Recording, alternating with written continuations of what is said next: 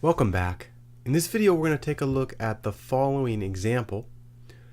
In this case we're asked to find the vector valued function that describes a line in the intersection of the two planes given by the equation x plus 2y plus z equals 5, and the second plane has equation 2x plus y minus z equals 7. Let's go ahead and identify that this is going to be the equation for plane 1, and this will be equation for plane 2. To start this problem, let's actually make sure that these two planes intersect. To do so, we will graph both of these planes on the same axis using Mathematica. Let's switch over to Mathematica. Remember, these are the equations that we need to input, and they're implicit, which means we're going to be using contour plot 3D. Let's make the switch now. Here we are in Mathematica, and we're going to go ahead and graph the two planes that we saw in the last video. Here we'll start with contour plot, and we'll go ahead and end with 3D, since each of these is going to be in 3D. I'm going to go ahead and graph the first plane first. So we saw that the equation was x plus 2y plus z equals 5. Remember that we use contour plot, we use the equals to evaluate truth. In this case, we're going to go ahead and determine the x values, which will go from -10 to 10. I'm choosing these arbitrarily. I might need to change them as I actually see the way that this works out. We'll have y go in the same range and z in the same. Let's go ahead and evaluate by holding shift and pushing enter. Here we see that there's our plane. Looks like if I were to expand one of my axes, let's go ahead and label the axes to figure out which one this is. So here we have axis label, and we want to put x comma y comma z. And what's going on? Oh, above I've already used x, y, and z, so I actually need to clear these. So right now in memory I've stored x and y. I'm going to go ahead and clear those out of memory. So now, oh, I got to use uppercase. There we go. That's a little better. What's Mathematica complaining about? Clear is incomplete. Is it? Do I do it inside the clear? What's going on here? There we go. So of course, I just told Mathematica any values of x, y, and z in your memory, please delete. And then I would like to graph now here. Yeah, and now we see it, right? It looks like if I expanded x, I could get a full coverage. Oh no, it's not going to work that way, is it? All right, that's okay. So here we have our plane. There it is. And I like to generally, you saw this in the last video, I like to change the style a little bit, and I like to use the directive mechanism. So I like blue is one of my favorite colors to use in Mathematica, and then I might go ahead and say that the opacity is 0.2. Let's go ahead and, so here's that thing. The mesh kind of gives me a headache. It's very beautiful to get a sense of the curvature of a graph, but it doesn't really help if all I want to do is visualize it. So there I have that plane. Remember that I want to combine this with another plane, which is the equation for the second plane. So in this case, I'm going to go ahead and just copy the entire thing. So I push Command copy on a Mac, Command C. And then I'll go ahead and end the show command, and literally I'm just going to paste this. So now I paste the entire thing, and this is where I would change this equation to the second equation that we had, which was 2x plus y minus z equal to 7. And here I'm going to call this red rather than blue. And we've now combined these together, and notice that indeed when we look at the intersection between the two, it's kind of hard to see with this level of opacity, so maybe we change the opacity to 0.4 to make it yeah, there we go. You see it? That's much better. And if we were to change this to like 0.8, you would see a really, really nicely defined line there. Do you see it? Okay, so the job of this particular problem is to get the vector equation for that line. Let's switch back to pen and paper analysis and see if we can get the vector equation, and then we'll actually use parametric plot 3D to see if the equation that we arrive at using pen and paper is actually the equation of that line on this graph. We're switching back.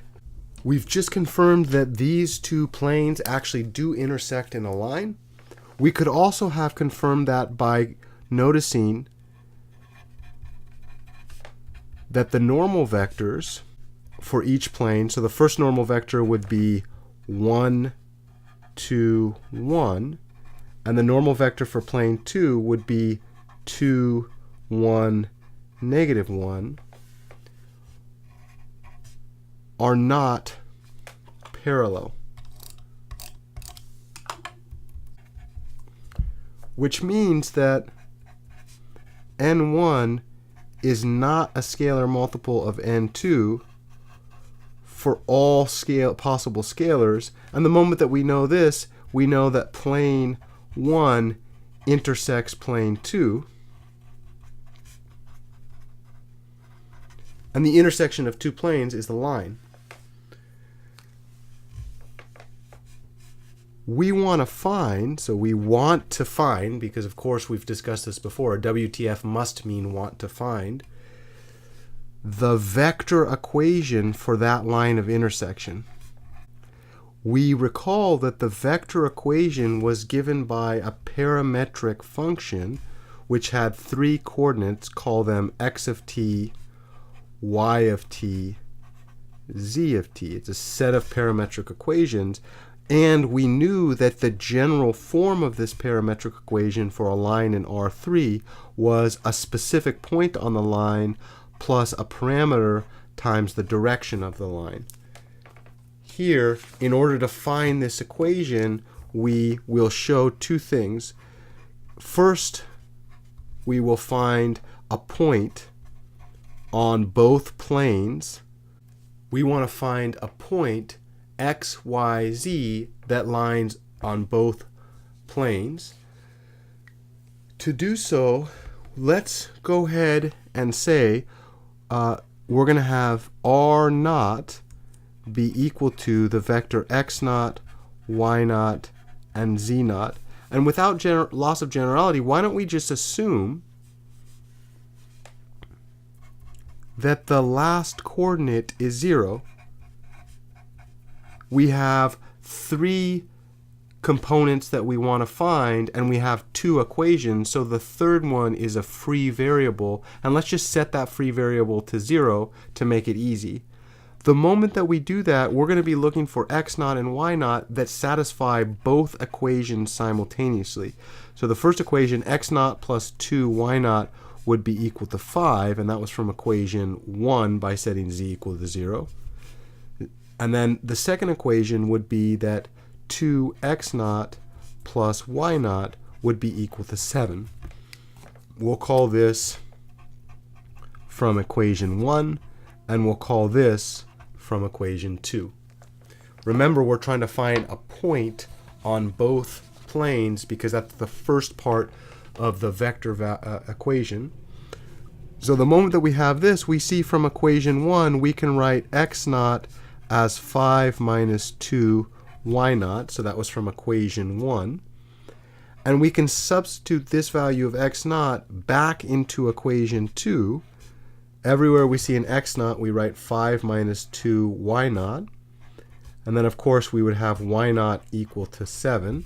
And now we're back into our algebra classes that we know and love. This would be 4 y naught plus y naught equal to 7. And then the moment that we see this, perhaps we can immediately conclude that negative 3 y naught would be equal to negative 3. And this means that y naught was 1. Of course, if y naught is 1, we know by this equation that x naught would be 5 minus 2 times 1, which is 3. And then the moment that we know that x naught is 3, this means that the point that is supposed to be on both planes would be given by 3, 1, 0, because I assumed z naught to be 0, and then I showed that if z naught was 0 and r was on both planes, that it had to be 3, 1. And we can confirm this quickly if we looked at the defining equation for plane 1, x plus 2y plus z. Well, let's go ahead and do this. This would be 3 plus 2 times 1 plus 0, and indeed this is 5, which satisfies plane 1. And then the equation defining plane 2, in order to confirm that this point would be on plane 2, we actually want to check if the equation for plane 2 is satisfied at that x, y, z. So this is 2x plus y minus z, and this was now 2 times 3 plus 1 minus 0. And indeed this is 7. This is the exact claim that plane 2 satisfies. So now we see that this point is indeed in plane 1 and plane 2, which means it's in the intersection, which is our line. The second thing that we want to do is to find the vector v, which is the direction of our line. This is where we need to do a little bit of thought. Notice that if we had any plane in R3, again, this is my attempt to draw a plane in R3, and then we had a line in that plane, perhaps we call that line R of t. So here is the line R of t. Recall R of t is going to have a direction vector v. So I'm going to go ahead and draw that direction vector. Here it is, v. That direction vector, by definition, because it sits inside the plane, must be orthogonal to the normal vector of that plane. So this means that the direction vector v of any line in any plane is orthogonal to the normal vector of that plane. Which means that since v is in both planes, since v represents a line that sits in both planes, is the direction of a line in both planes, v is orthogonal to both normal vectors. Well, let's go ahead and look at what our normal vectors are. We said earlier that the normal vector 1 was 1, 2, 1, and that the second normal vector to the second plane was 2, 1, negative 1. So we want a v that's orthogonal to both n1 and n2. If I give you two vectors and I ask you to find a third vector in a direction orthogonal to both of those, do you remember how to do that? Ding, ding, ding, ding, ding. In this case, we would say v comes from the cross product of the two of these, because that gives us the vector orthogonal to both of those. We will do the cross product by hand just for good measure. Of course, I can't help myself in saying why do something by hand if we have a perfectly good computer software to do it much faster and more accurate without mistakes. But perhaps we want to be, what do you call that? OG, right? Yeah, I said it. Here, this would be the same trick that we saw earlier. Let's see if I can avoid the mistake that my tired mind made in a previous video. On the downward diagonal, we would have positives, and on the upward diagonal, we would have negatives. This is a useful trick. I actually like the component form quite well. Maybe I should do that one. So when we look at this normal vector here, I would have something like negative 2i. On the downward side here, I would have plus 2j. And on this one, it looks like I'm going to have a plus 1k. On the upper, it looks like I'm going to have a minus 4k. This is going to look like a positive I with a negative, so this would be minus I. And then here I'm going to have a minus 1j times a minus is a plus 1j. And then this corresponds with the normal vector negative 3i plus 3j plus, looks like a minus 3k, doesn't it? Minus 3k. And of course, we could immediately conclude that that means that the direction of the line would be -3, 3, -3. And if I was super cool, I would check that for myself, which we'll do in a second. When we look at the vector equation for the line, we now have everything we need. We have our point on both planes. The point that we determined was on both planes was going to be 3, 1, 0. And we also have a direction of the line in the intersection of the plane, which was -3, 3, -3. And then when we combine these together, we actually have now a parametric equation. This is going to be 3 minus 3t, 1 plus 3t, and then 0 minus 3t, which is of course just minus 3t. This would be my x of t function. This right here would be my y of t function, and this would be my z of t function.